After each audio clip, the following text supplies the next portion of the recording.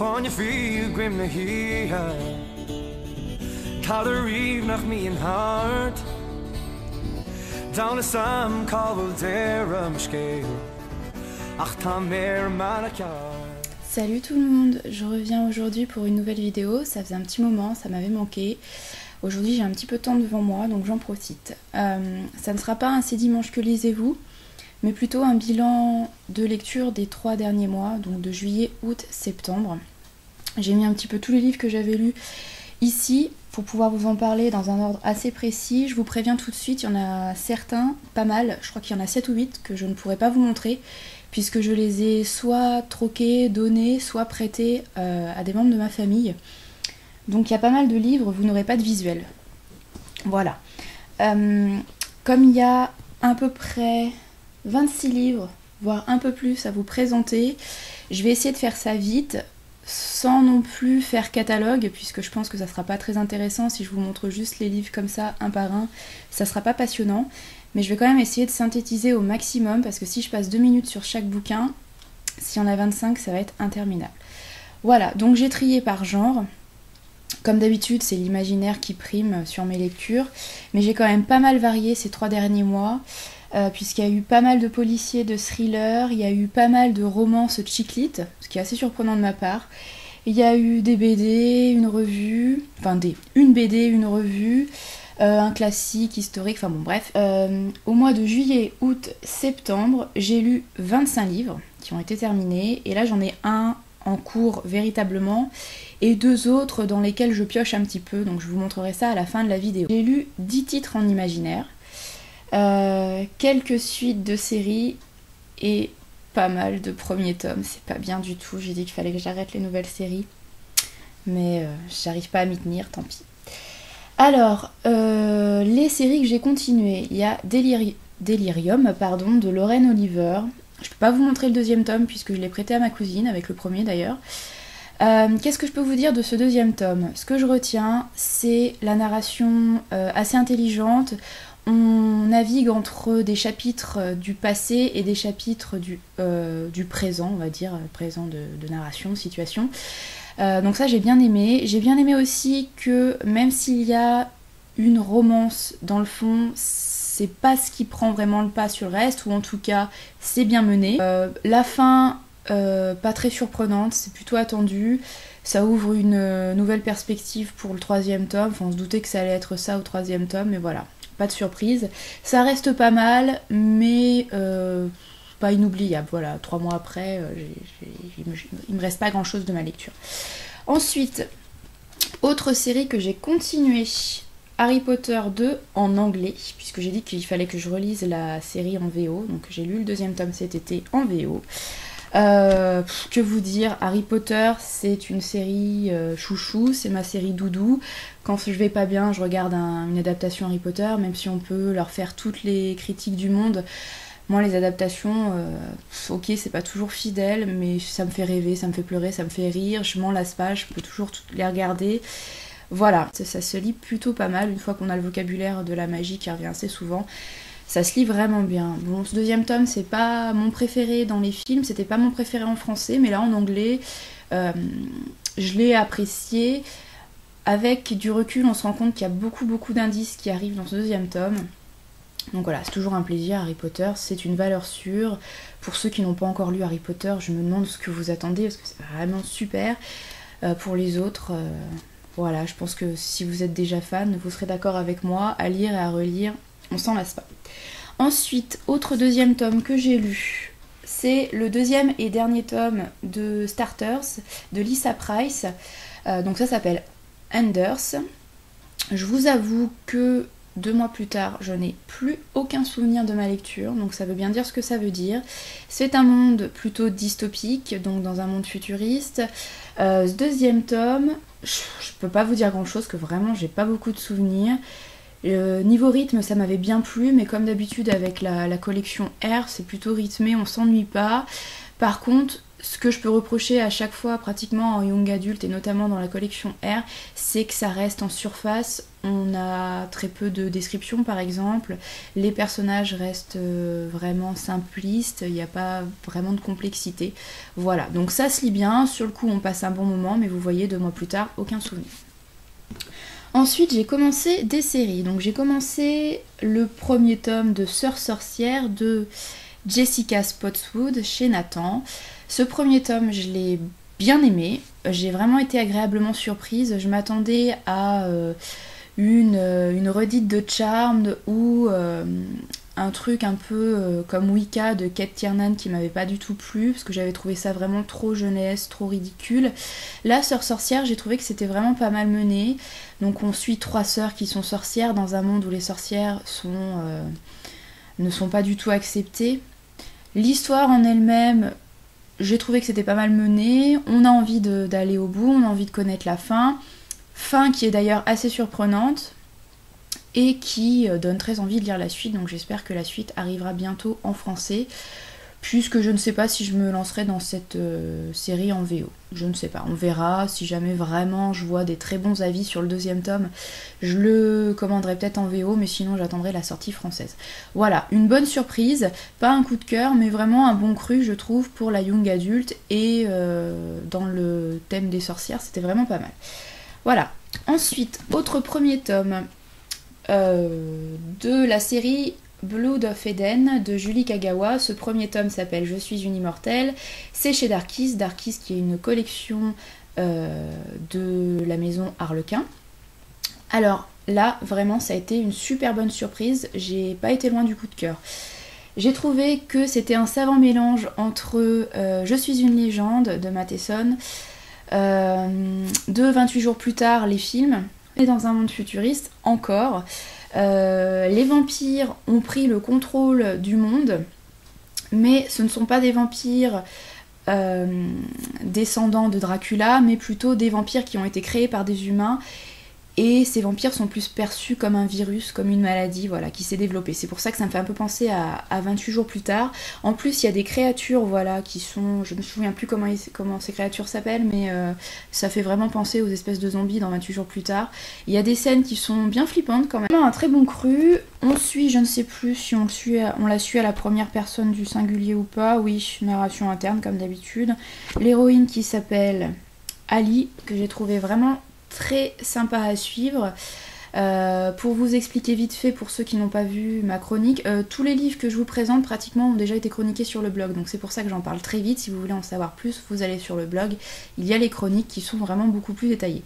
Donc Ali, pour aller très rapidement, en fait elle déteste les vampires au début, elle fait partie des rebelles, de ceux qui veulent pas donner leur sang. Elle est encore humaine, mais elle veut pas donner son sang, elle veut pas être la nourriture des vampires, donc en fait elle vit en marge des villes. Et un jour, malheureusement, elle se fait attaquer par les créatures qui ne sont ni humaines ni vampires, là, ces espèces de zombies pas très ragoûtantes. Elle se fait attaquer par l'une d'elles, ou plusieurs d'entre elles, je me souviens plus, et il y a un vampire qui vient la sauver en fait. Il lui donne le choix, il lui dit tu as été mordu par une espèce de zombie là, donc soit tu te transformes en zombie, soit tu te transformes en zombie et donc je vais être obligée de te tuer parce que je peux pas te laisser en zombie, soit je te donne la possibilité de devenir un vampire. Et en fait, Ali, elle a tellement envie de vivre, même si c'est une vie de mort vivante, elle accepte d'être transformée en vampire, d'être transformée en ce qu'elle déteste. Et en fait, elle va devoir apprendre à vivre en étant un monstre.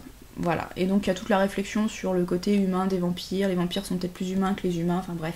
J'ai trouvé ça plutôt sympa. C'est une héroïne qui est assez intelligente, assez intéressante à suivre, donc vraiment j'ai bien aimé. Je crois que le 2e tome sort en novembre, et je vais me le prendre parce que j'ai vraiment beaucoup aimé ce premier tome. Voilà.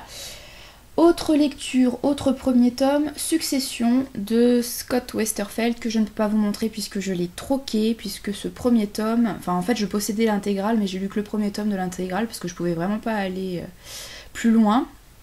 C'est de la science-fiction vraiment très ardue.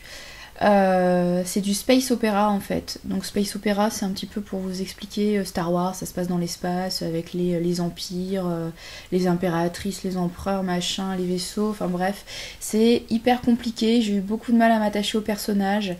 Je trouve que pour commencer dans le space opéra, ce qui est mon cas, puisque je suis complètement novice, à part Star Wars, mais encore j'ai même pas vu les 6 films, j'ai même pas vu tous les 6 films, ça m'a jamais vraiment passionné.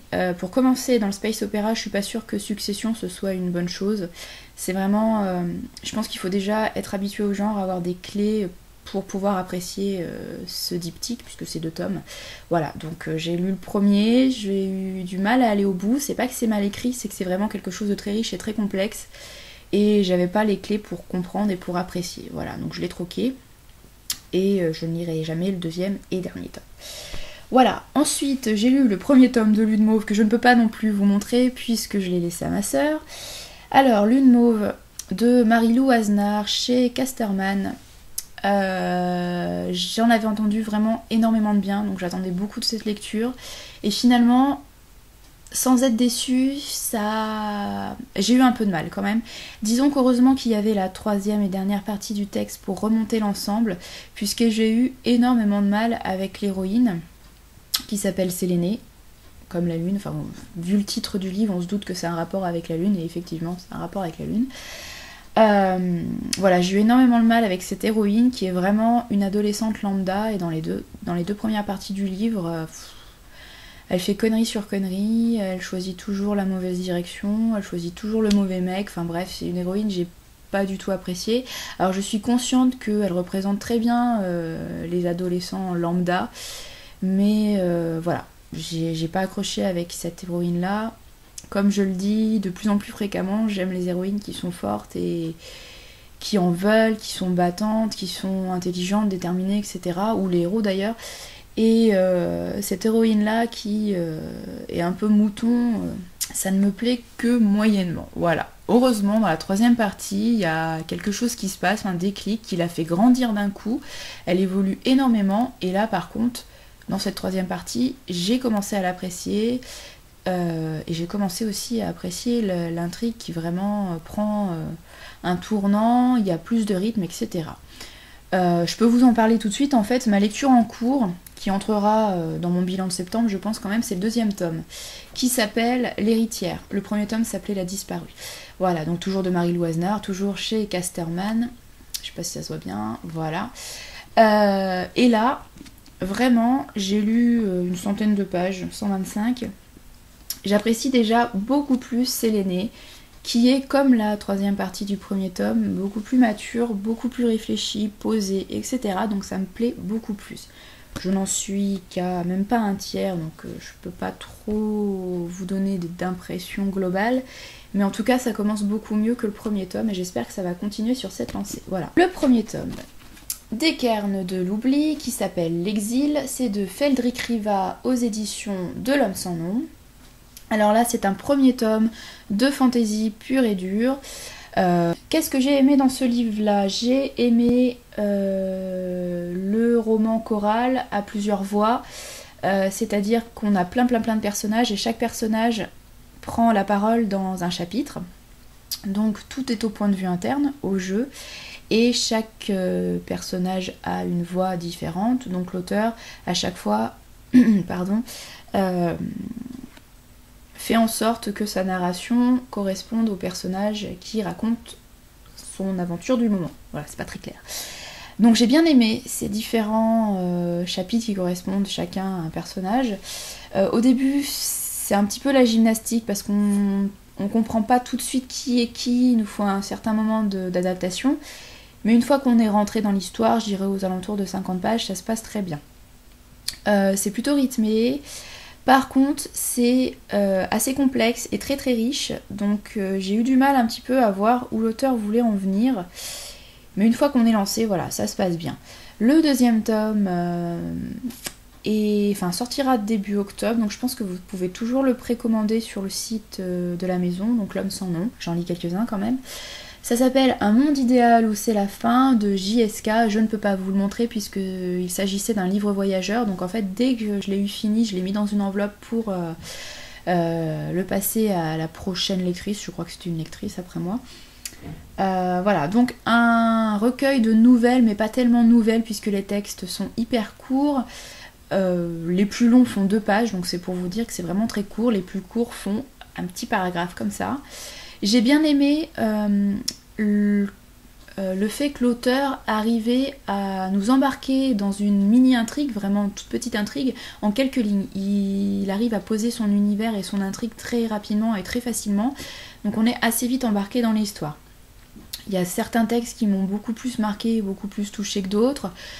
D'autres qui, donc forcément, m'ont semblé moins pertinents, mais dans l'ensemble, j'ai trouvé qu'il y avait vraiment de bonnes hypothèses, de bonnes idées.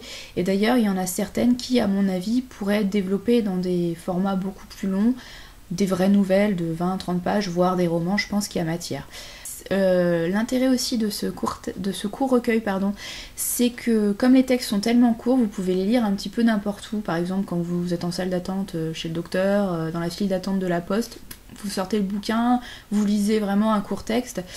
Je trouve que le principe est assez intéressant et rejoint un autre recueil que j'ai lu pendant ces 3 mois et que je vais vous représenter juste après. J'ai lu le dernier livre imaginaire que j'ai lu et celui-ci je ne l'ai pas encore chroniqué sur le blog puisque je l'ai terminé hier ou avant-hier. Voilà, donc c'est la chronique que je dois faire au plus vite. Ça s'appelle Les chroniques d'un démon buveur d'âme de Roderick Piberne et c'est aux éditions Teritiae. Voilà, alors c'est plutôt de l'urban fantasy. Comment je vais vous expliquer ça assez brièvement pour pas trop empiéter. Déjà, est-ce que j'ai aimé? Oui, j'ai apprécié l'originalité de l'univers mis en place par l'auteur. Enfin, c'est de l'urban fantasy, donc on est dans notre monde à nous, mais l'auteur introduit des créatures fantastiques, donc là des démons et des anges, en gros. Donc j'ai bien aimé toute la mythologie autour des démons et des anges, j'ai trouvé que c'était bien trouvé, vraiment original, j'ai jamais lu ça, franchement bien. Le côté hiérarchie aussi, du côté des démons ou du côté des anges, ça aussi c'était vraiment sympa, j'ai bien aimé, c'est bien mené, c'est bien trouvé. Là où je mets un bémol et un gros bémol, c'est pour l'histoire d'amour qui apparaît, sans vous spoiler, puisque ça apparaît assez vite, entre le démon et l'ange. Et alors là, je n'y ai pas cru une seule seconde. J'ai trouvé ça trop gros. J'ai pas du tout adhéré à cette histoire d'amour. J'ai trouvé d'ailleurs que c'était vraiment cliché et je suis désolée pour l'auteur, mais pas bien décrit du tout. Enfin, j'y ai pas cru.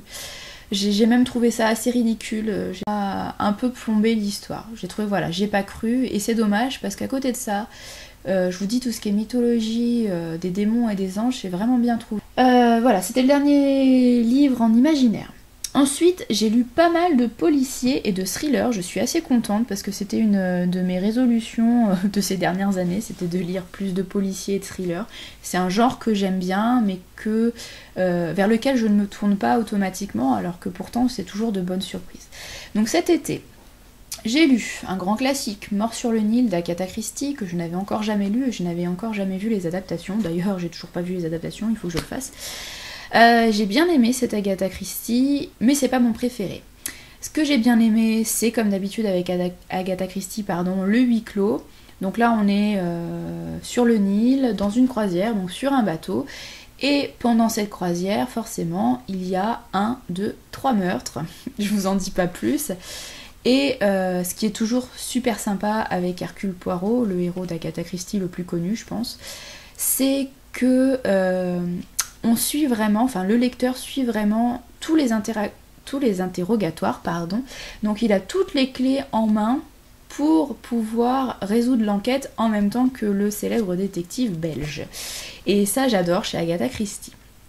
Autre chose que j'aime beaucoup chez cet auteur, c'est que malgré le grand nombre de personnages qu'elle met en scène, parce qu'il y a vraiment énormément de monde dans ces huis clos tout le temps, et là ça fait pas exception, il y a du monde sur le bateau, c'est que malgré ce grand nombre de personnages, elle arrive à bien les différencier les uns des autres sans non plus en faire des clichés. Bon, forcément, ils ont tous 1 ou 2 adjectifs pour les qualifier, mais ça reste quand même des personnalités assez complexes qui ont leur histoire, qui ont leur passé. Et c'est là où on voit le talent de cet auteur, c'est qu'elle arrive non seulement à nous offrir des personnages qui sont complexes, riches, bien pensés, etc., et une intrigue vraiment bien menée avec une enquête et tout le totem, dans mon édition 320 pages, mais dans les nouvelles éditions du Masque, ça fait moins de 300 pages souvent, voilà. Donc c'est des courts romans, mais c'est des courts romans qui sont hyper riches, dans lesquels on s'ennuie pas, et voilà. Ce qui fait que j'ai moins aimé cette enquête que les autres, c'est que j'avais découvert le nom du coupable dès le début, mais à chaque fois, je n'arrive pas à comprendre le comment. Voilà. Pourtant, on a tous les indices, on a toutes les pièces du puzzle, mais... Donc Agatha Christie, un très bon cru, pas mon préféré, mais quand même super bien. J'ai lu un thriller, Thérapie de Sébastien Fitzek, au livre de poche. J'ai oublié de vous dire, là c'était chez Le Masque.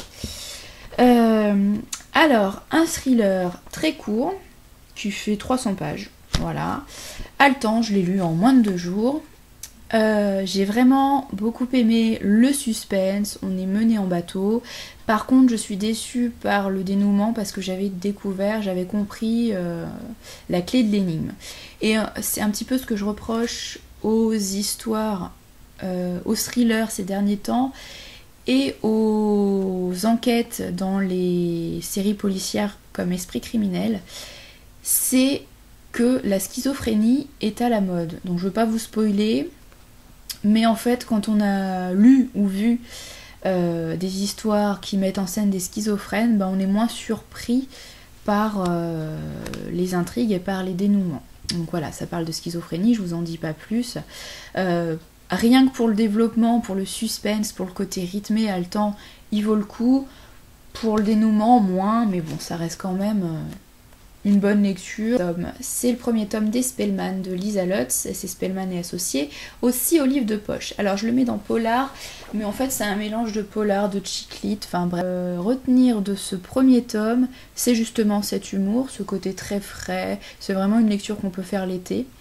Le point plus négatif, le petit bémol, c'est le début, qui est hyper brouillon.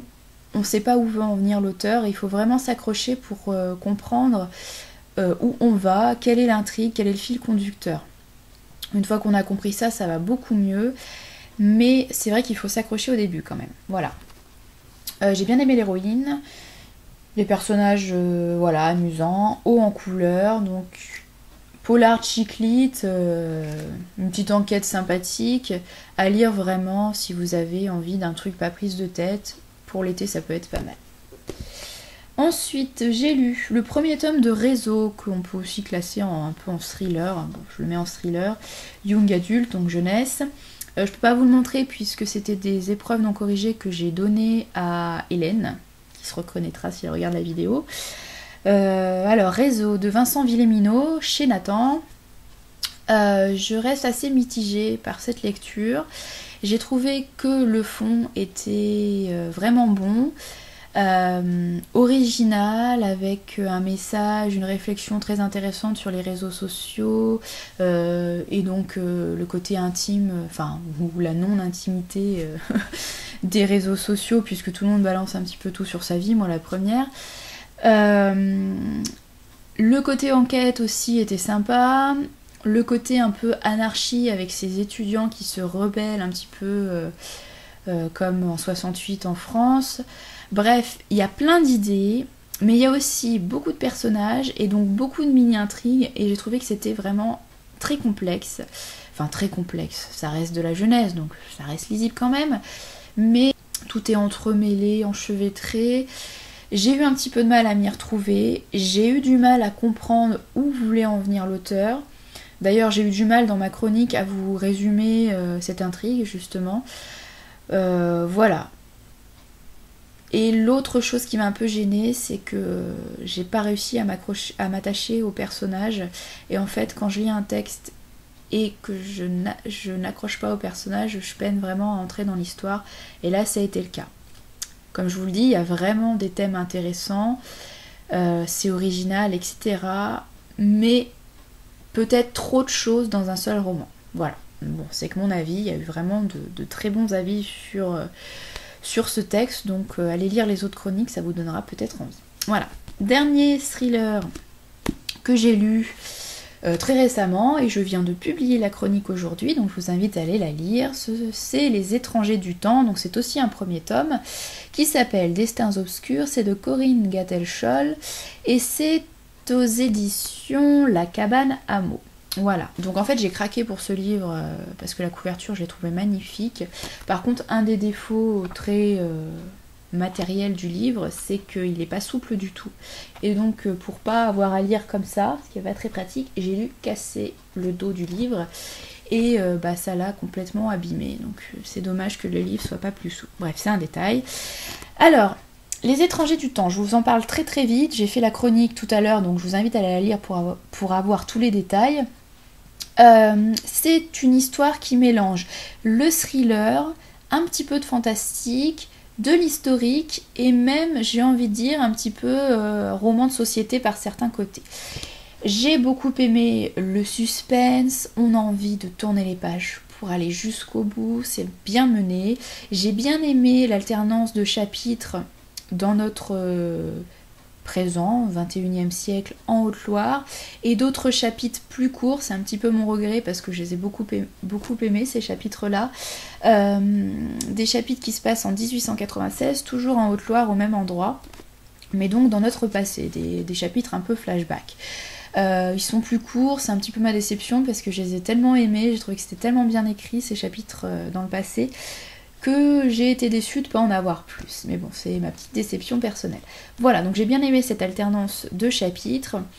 J'ai bien aimé aussi les figures féminines, notamment Colombe, donc la domestique qu'on découvre en 1896. Par contre, j'ai eu un peu plus de mal avec le héros masculin qu'on voit le plus, à savoir Adrien, qui vit donc au 21e siècle. Adrien qui va bientôt avoir 18 ans et qui a une jumelle qui s'appelle Héloïse. Et en fait, cet Adrien, il a loupé son bac, ça va pas bien, il se sent mal aimé, il a un vrai mal-être, un truc vraiment profond qu'on comprend pas forcément en plus très bien. Et il tombe dans la drogue et c'est la descente aux enfers, la déchéance, etc. Je l'ai trouvé très égoïste comme personnage. J'ai vraiment pas accroché avec Adrien, mais ça me surprend pas plus que ça puisque les personnages du genre, j'accroche pas trop. Disons que des personnages qui ne sortent pas la tête de l'eau parce que, en tout cas, j'ai l'impression qu'ils ne font pas l'effort pour. Et qui en plus se noie dans la consommation de drogue ou toute autre consommation, etc., alcool, tout ça. Je trouve que c'est une facilité, c'est une faiblesse, et j'aime pas les personnages faibles, comme j'aime pas les gens faibles dans la vie, de toute façon. Je suis assez intransigeante de ce côté-là. Et donc avec Adrien ça pouvait pas le faire et ça ne l'a pas fait. Donc ça un petit peu... J'ai pas compris sa façon d'être, ses réactions. Il fait beaucoup souffrir sa famille parce qu'il est très égoïste, il se regarde beaucoup le nombril. Bref, j'ai eu du mal avec lui. À côté de ça, j'ai bien aimé l'intrigue, comme je vous le disais, j'ai bien aimé les personnages féminins. Et je lirai la suite avec grand plaisir. Il y a par contre un gros bémol dans ce livre, on l'a repéré avec Kali. C'est vraiment dommage, c'est qu'il y a énormément de fautes. Des fautes d'orthographe, des fautes de grammaire, des coquilles. Et autant je peux concevoir qu'on oublie des fautes, quelques-unes, dans un roman de 300 pages, qu'il y en ait 2-3, bon... J'ai presque envie de dire c'est pas normal, parce que normalement un livre publié, édité, ça devrait être vu, relu, revu, recorrigé. Mais bon, ça peut arriver, je fais des fautes, tout le monde fait des fautes. Mais là, vraiment, il y en a beaucoup, et c'est vraiment dommage parce que sans gâcher la lecture, c'est un truc qu'on a repéré toutes les deux avec Kali. Et je vais acheter le deuxième tome assez rapidement, en tout cas, j'espère, puisqu'on arrive à la fin de ce premier tome en ayant peu de réponses à nos questions et en ayant très envie de lire la suite. Voilà. Donc je le conseille, mais attention aux fautes, ça fait mal. J'ai lu Sea, Sex and Shun de Cathy Yardley aux éditions Harlequin dans la collection Red Dress Inc. Pardon, je peux pas vous le montrer puisque je l'ai laissé à ma sœur. Alors là, ça a été une bonne surprise. Pas un coup de cœur, mais vraiment une très très bonne surprise de mon été. J'avais très peur de lire ce livre parce que, je le répète, mais la chick lit, c'est vraiment pas mon truc. J'aime pas les héros et héroïnes faibles, mais j'aime pas non plus les héroïnes tartes. Et en chick lit, c'est souvent des dindes vraiment stupides qui balancent des conneries, enfin bref... on veut faire des héroïnes gaffeuses, mais en fait c'est des grosses nouilles. Et ça me plaît pas, donc en chick lit, j'ai vraiment du mal et j'avais beaucoup d'appréhension à lire ce titre. Et en fait ça a été une super surprise, puisque l'héroïne, je me souviens plus de son nom, m'a vraiment beaucoup plu, je me suis beaucoup reconnue en elle, une sorte de working girl qui prend jamais le temps de rien faire, qui n'arrive pas à lâcher prise, bref, elle m'a vraiment beaucoup plu. J'ai trouvé son histoire d'amour avec le beau surfeur Sean, bon, assez cliché, on se doute comment ça va se terminer, mais plutôt pas mal mené et ça m'a plu, j'y ai cru, plutôt pas mal écrit, bref, ça a été une bonne surprise, pas un coup de cœur, mais vraiment une bonne surprise, et si vous avez l'occasion... un jour, si vous avez envie de lire un truc léger, l'été prochain, vous pouvez y aller, franchement, ça m'a bien plu. Voilà. Ensuite, j'ai lu Ce qui nous lie de Samantha Bailly aux éditions Milady dans la collection Grande Romance. J'avais entendu beaucoup de bien de cette lecture et au final, j'en ressors assez mitigée. J'avais lu que Samantha Bailly avait une plume extraordinaire. Alors bon, elle écrit pas mal, elle est toute jeune, elle est plus jeune que moi, mais de là à dire que c'est extraordinaire, je n'ai pas trouvé ça extraordinaire. Je m'attendais à une belle romance, puisque c'est quand même dans la collection Grande Romance. Il n'en est rien, c'est vraiment une histoire contemporaine, une héroïne un peu paumée qui sort des études, qui entre dans le monde du travail et qui, grâce à un don un peu particulier qui sort de nulle part, va réussir à avancer dans la vie, va grandir. J'ai pas trouvé ça extraordinaire, c'est vite lu, vite oublié. Ce que je retiens de ce livre aussi, c'est le prix, 15,20 € pour 2 heures de lecture, écrit très gros avec voilà, une mise en page très aérée, pas mal de dialogues, bref, je trouve ça un peu cher pour ce que c'est. Vite lu, vite oublié, pas mauvais, mais vraiment loin des coups de cœur que j'avais pu voir sur internet. Bon, c'est Si je t'aime, prends garde à toi de Céline Mancelon aux éditions Sharon Kenna. Grosse déception pour ce livre-là. Sur Livre Addict, il est noté 18/20 à peu près. Quand on va sur Amazon ou sur les sites un peu comme Babelio et tout, on voit que des bonnes notes. Alors, je me suis dit, c'est un chef-d'œuvre ce livre. Et en fait, moi j'ai pas du tout aimé. C'est pas que c'est mal écrit, je dirais pas ça, j'oserais jamais... Enfin, ça m'embête de dire ça puisque je suis incapable de faire le 10e de ce qu'a fait l'auteur, mais j'ai trouvé ça très lourd. On me disait qu'il y avait beaucoup d'humour, que j'allais me marrer, et en fait c'est vraiment très très lourdingue. En fait l'héroïne se veut avec plein d'humour, et en fait elle balance des vannes toutes les 2 lignes, et voilà, j'ai trouvé ça lourd, ça m'a pas plu du tout. L'héroïne est une cruche, comme dans les romances et dans les romans de chick lit. Elle voit rien venir, elle comprend rien. Le héros, entre guillemets, est un beau gosse. Le cliché du beau gosse, il est parfait. Voilà, donc bon, de toute façon, je me doutais qu'on lisait pas ce court roman pour la profondeur des personnages, ça c'est sûr. Mais voilà, j'étais un petit peu déçue. La seule chose que je retiens de positif de cette histoire, ce sont les derniers chapitres, que j'ai trouvé simples. Moins de fioritures, l'auteur a voulu moins en faire, et j'ai trouvé ça beaucoup mieux. Voilà, donc en fait à trop vouloir mettre de l'humour, des vannes, etc., j'ai trouvé ça lourd, mais quand elle lâche un petit peu ça, j'ai trouvé que c'était pas mal écrit, que c'était tendre, qu'il y avait de l'idée, qu'il y avait du potentiel. Voilà, donc j'ai vraiment pas accroché avec l'humour. Je peine à comprendre comment on peut mettre un 20/20 à cette histoire, mais bon, ça n'engage que moi. Voilà, donc hyper déçue par cette histoire. Ensuite, j'ai lu 3 livres qu'on peut placer dans le monde de Jane Austen. Un livre de l'auteure elle-même et 2 livres para-austéniens. Alors, le livre que j'ai lu de Miss Austen, c'est Pride and Prejudice, son roman le plus connu, que j'avais déjà lu en français, Orgueil et Préjugés en français. Je connais les adaptations, je les ai vues plein de fois, mais je n'avais jamais encore lu d'Austen en anglais, et je me suis dit, pour commencer avec l'auteur, lire ce roman-là, celui que je connais le plus, c'est plutôt une bonne idée. J'ai adoré relire ce livre et le découvrir en anglais. C'est pas hyper abordable, mais si vous connaissez l'histoire par cœur comme moi, si vous connaissez l'adaptation de la BBC de 95, vous pouvez y aller, on s'y retrouve plutôt pas mal. Ceux qui ne connaissent pas du tout Jane Austen, j'ai envie de vous dire, si vous avez un niveau excellent en anglais, vous pouvez peut-être y aller, sinon il vaut peut-être mieux essayer en français quand même, hein, parce que c'est quand même un anglais du début du 19e siècle, donc c'est pas non plus un anglais courant. Voilà, mais bon, ça reste quand même abordable, je trouve. J'ai pas un super niveau d'anglais, mais je m'y suis quand même retrouvée la plupart du temps. Voilà, donc gros coup de cœur, sans surprise.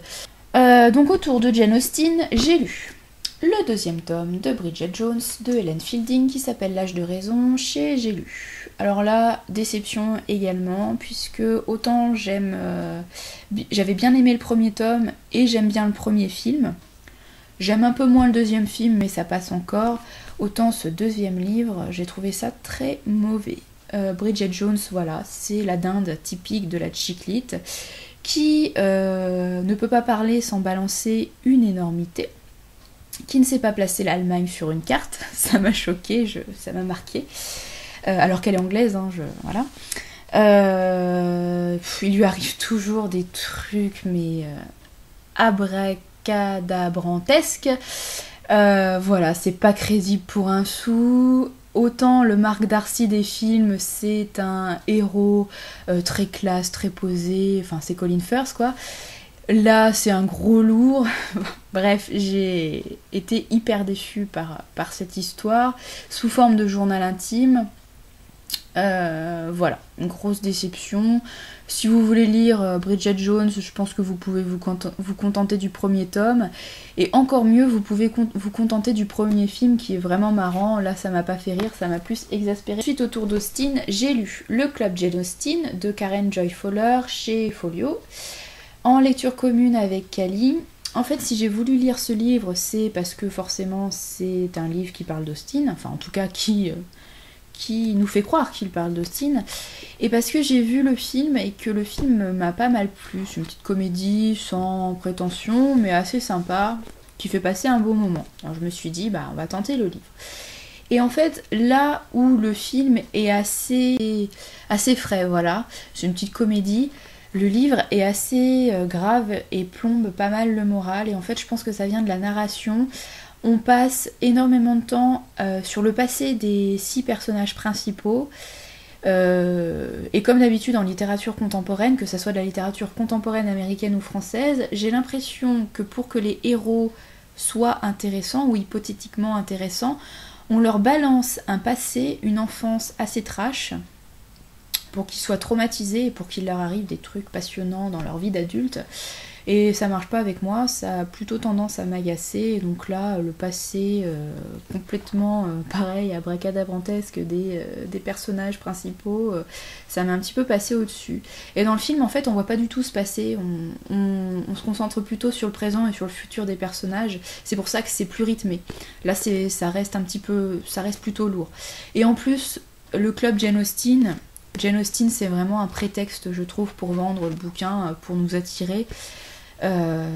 Mais on parle assez peu finalement des œuvres d'Austen, quelques pages par-ci par-là, mais ça reste assez léger, donc c'est un petit peu la déception. Revue, court mais bon, de l'édition Short Edition. Donc en fait tout à l'heure je vous disais que le recueil Un monde idéal où c'est la fin de JSK m'avait fait penser à un autre recueil dans la forme, donc c'est celui-ci, parce qu'en fait le principe de Short Edition, c'est de proposer des textes ou des planches de BD dans un format très très court. Donc une page, 2 pages, 5, 6, 10 pages grand maximum, mais c'est vraiment très court. Donc c'est pareil que pour le recueil dont je vous ai parlé tout à l'heure. Vous pouvez amener ça quand vous faites la queue chez le docteur ou à la poste, ça vous passe un petit peu le temps.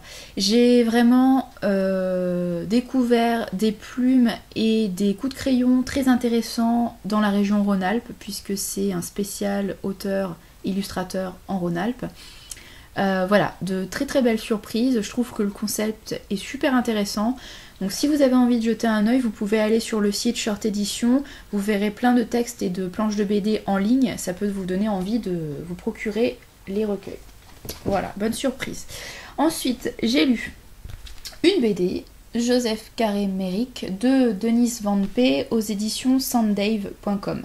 Donc en fait, sanddave.com, c'est un site comme My Major Company où en fait les internautes financent les projets. Donc en fait cette BD a été financée par les internautes et je remercie les internautes d'avoir dépensé leur argent puisque ça a été vraiment un coup de cœur. J'ai été très émue par cette BD qui raconte l'histoire de ce Joseph. Et en fait ce petit Joseph, c'est l'homme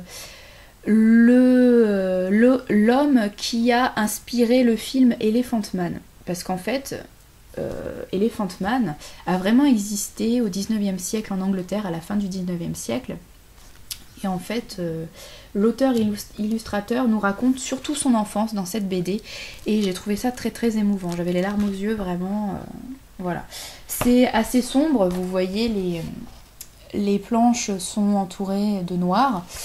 Donc c'est assez... Oui, assez sombre, ça va assez bien avec le fond. Et puis au contraire, quand il rencontre le docteur qui va s'occuper de lui, vous voyez, ça s'illumine et les planches sont entourées de blanc. Donc c'est assez simpliste comme concept, mais bon, ça fonctionne bien. Voilà, j'ai vraiment beaucoup aimé. J'ai trouvé... Enfin, en tout cas, j'ai adhéré au coup de crayon de l'illustrateur, ça m'a bien plu, j'ai bien aimé les couleurs. Bref, un coup de cœur. Si vous êtes curieux de découvrir l'histoire de ce petit Joseph qui a donné un petit peu le mythe Elephant Man, puisque maintenant c'est un petit peu un mythe, je vous conseille cette BD, La bienfaitrice de Elisabeth von Arnim, chez Archipoche. Ce que je retiens de cette histoire, c'est le parallèle avec Jane Austen. Beaucoup d'humour, beaucoup d'ironie dans la plume, ça m'a vraiment beaucoup plu. Ça se passe en Allemagne, l'héroïne est assez forte, rebelle et en avance sur son temps, donc ça m'a plu. J'ai peut-être un petit peu moins adhéré à l'histoire d'amour, mais ça reste plutôt sympa quand même. Et grâce à cette lecture, j'ai très envie de découvrir autre chose de cet auteur qui me semble être une femme particulièrement intéressante, une personnalité qui me fait penser un petit peu à la personnalité de Colette qui a vécu quelques années plus tard. C'est La rebelle irlandaise de Suzanne Wiggs chez Harlequin dans la collection historique best-seller. Donc c'est un roman historique qui se déroule en Irlande à la fin du XVIIe siècle, enfin dans la deuxième moitié du XVIIe siècle. Donc ce qui m'a plu, c'est le côté historique que j'ai trouvé plutôt pas mal mené. On sent que l'auteur soit aime beaucoup l'Irlande, soit a fait des recherches plutôt poussées, enfin entre guillemets, sur le sujet, sur les guerres entre l'Angleterre et l'Irlande, etc. Donc de ce point de vue-là, j'ai bien aimé. Par contre, ce qui m'a moins plu, c'est l'histoire d'amour vraiment très très très cliché entre l'héroïne et le bel anglais qui s'appelle je ne sais plus comment, Wesley je crois, oui c'est ça. Et en fait, autant j'ai beaucoup aimé Caitlin quand elle a son côté guerrier, je veux défendre le pays, je veux défendre mon domaine, mon nom, etc. Enfin bref, une vraie Irlandaise quoi. Et par contre, j'ai pas du tout aimé quand elle devient complètement neuneu parce qu'elle est complètement amoureuse de son Wesley. Voilà, on passe d'une héroïne très forte, déterminée, indépendante et tout, à l'héroïne complètement soumise dans les jupes de son Wesley, et ça me plaît beaucoup moins. Je vous montre rapidement ce que je suis en train de lire en plus du deuxième tome de Lune Mauve. Alors en fait c'est des lectures dans lesquelles je pioche vraiment quand j'ai 2 minutes dans les transports ou voilà quand je suis en pause au travail. J'ai emprunté à la BU 2 livres. Donc le premier c'est Irlande, Histoire, Société et Culture. Donc c'est un essai voilà, sur l'Irlande, j'aime bien me culturer.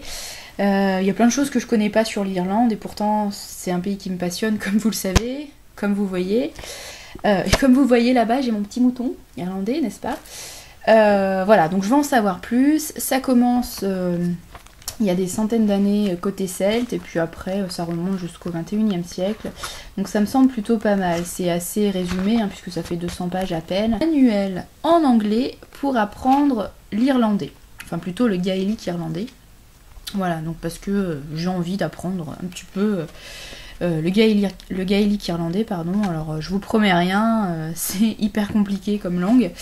Mais c'est ma nouvelle obsession du moment, donc voilà, j'ai très envie de me lancer dans cet apprentissage. Pardon, j'ai ma lentille qui me gêne. J'ai commandé hier 2 autres livres, enfin 3 autres. Un beau livre sur l'Irlande, avec de belles photos, etc. Et 2 livres plus pour la langue, un dictionnaire franco-irlandais et un manuel en français, cette fois pour apprendre l'irlandais, qui s'appelle l'Irlandais de poche. Alors apparemment il n'est pas génial, puisque il fait abstraction de plein de trucs et a priori il y a pas mal de fautes dedans, mais je me dis que si je jongle entre ce manuel en français et celui-là en anglais, je vais peut-être pouvoir avoir des bases quand même assez solides, en tout cas j'espère. Je vous en parle plus dès que possible. Si ça se trouve je vais complètement abandonner parce que ça sera trop compliqué, mais on verra dans quelques semaines, dans quelques mois, je vous en dis. Je vous dis peut-être à la semaine prochaine pour une autre vidéo, si j'ai le courage, la motivation, le temps, etc. Sinon, à un de ces jours, je n'abandonne pas le support, je fais un petit peu avec mon emploi du temps, si j'ai le temps, voilà. Je vous souhaite une très bonne semaine, de très bonnes futures lectures et j'espère à très bientôt en vidéo sur le blog. Voilà, je vous abandonne pas. À bientôt.